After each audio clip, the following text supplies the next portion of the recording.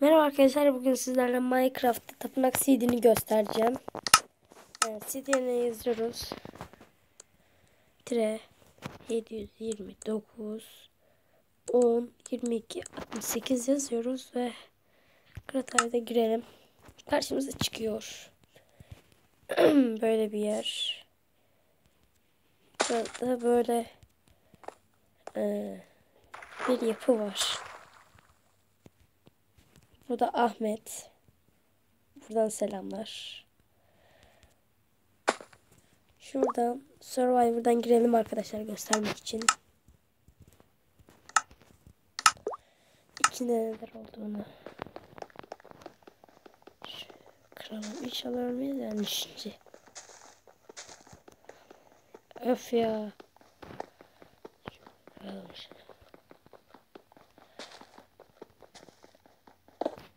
Ah. Kırda Ahmet basmasın. Gelmedi. Böyle eşyalar var işte. 7 gold. 5 demir. 7 6 tane. 7 tane. 6 2 tane eşyalar çıkıyor. Şuradan şunları alıp da tüyebilirsin ama blok olmazsa olmaz. Böyle bu kadar güzel seed. Yazalım. Gel tapınağa.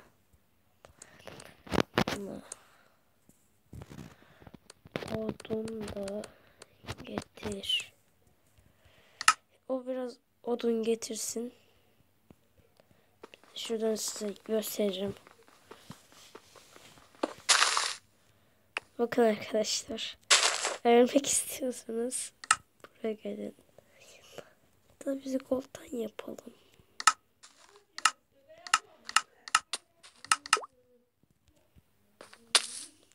Çık.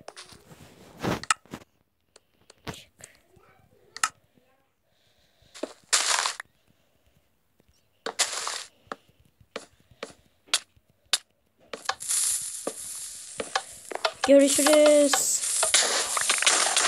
Bay bay.